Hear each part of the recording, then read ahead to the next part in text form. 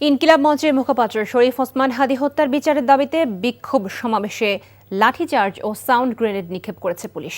সমাবেশ ও বিক্ষোভ মিছিল ছত্রভঙ্গ করতে টিয়ারশেল ও জলকামান নিক্ষেপ করে তারা। দুপুর ও বিকেলে পুলিশের সাথে ইনকিলাব মঞ্চের নেতাকর্মীদের সংঘর্ষের ঘটনায় আহত হয়েছেন অর্ধশতাধিক ব্যক্তি।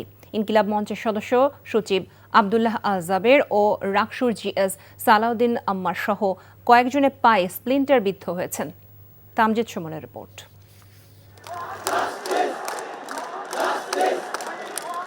দিন গড়িয়ে রাতেও শাহবাগ মোড়ে শহীদ ওসমান হাদী হত্যার বিচারের দাবিতে বিক্ষোভ করছিল ইনকিলাব মঞ্চের নেতাকর্মীরা। এ সময় হাদী হত্যার বিচার নিশ্চিত করতে না পারায় আইন উপদেষ্টা ও স্বরাষ্ট্র উপদেষ্টার পদত্যাগের দাবি জানায় তারা। সমাবেশের এক পর্যায়ে কিছু কর্মী বাংলা মোটরের সামনে এগুতে গেলে পুলিশ সাউন্ড গ্রেনেড নিক্ষেপ করে।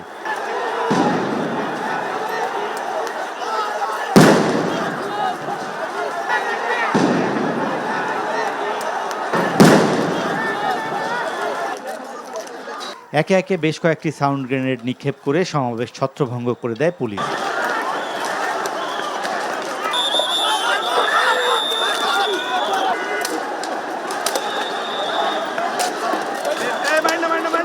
এ সময় মঞ্চের নেতাকর্মীদের উপর বেধড়ক লাঠিচার্জ করে পুলিশ। এতে আহত হয়েছেন বেশ কয়েকজন।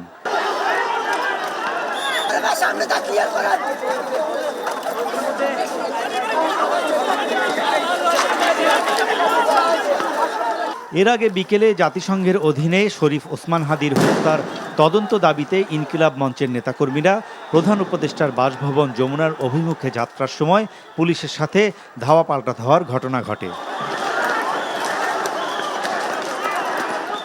আন্দোলনকারীরা ইন্টারকন্টিনেন্টাল মোড়ের ব্যারিকেড ভেঙে সামনে এগুতে চাইলে পুলিশ তাদের বাধা দেয়। এ সময় আন্দোলনকারীদের ছত্রভঙ্গ করতে পুলিশ জলকামান, টিয়ারশেল, সাউন্ড গ্রেনেড নিক্ষেপ করে। সারাদিনের কয়েক দফা সংঘর্ষে আহত হয়ে ৯৫ জন চিকিৎসা নিয়ে হাসপাতাল থেকে চলে যান। আর মোশাররফ নামের একজনকে ভর্তি নেয় ঢাকা মেডিকেল কলেজ কর্তৃপক্ষ। বাজে উদাহরণ সৃষ্টি করলো বাংলাদেশে। শহীদ ওসমান হাদী ভাইয়ের বিচার আমরা চাই। সরকার যদি আমাদের সবাইকে মেরেও ফেলে, তারপরও এই বিচার থেকে আমরা এক পাও পিছপা হব না। আমরা আশঙ্কা করছি এখানে সরকারের ভিতরেও এটার সাথে জড়িত থাকতে পারে। না হলে বিচার চাইতে গিয়ে জনগণের সরকার কেন আমাদের উপরে এই ধরনের অত্যাচারের স্টিম রোলার চালাবে? আমরা এই ধরনের ঘটনা অতীতে স্বৈরাচারের সময় দেখেছি। ৫ আগস্টের বিপ্লবের পরে জাতি এটা আশা করে না যে কোনো একটি শান্তিপূর্ণ মিছিল বা সমাবেশে পুলিশের বাহিনী এইভাবে হামলা করবে, লেলিয়ে দেবে এবং সাধারণ মানুষকে আহত করবে, প্রতিবাদী মানুষকে আহত করবে, সেটা কোনো অবস্থায় গ্রহণযোগ্য নয়। ওসমান হাদী হত্যার বিচার না হওয়া পর্যন্ত আন্দোলন চালিয়ে যাবার ঘোষণা দিয়েছে ইনকিলাব মঞ্চ। Tamjid Suman, NTV news, Dhaka.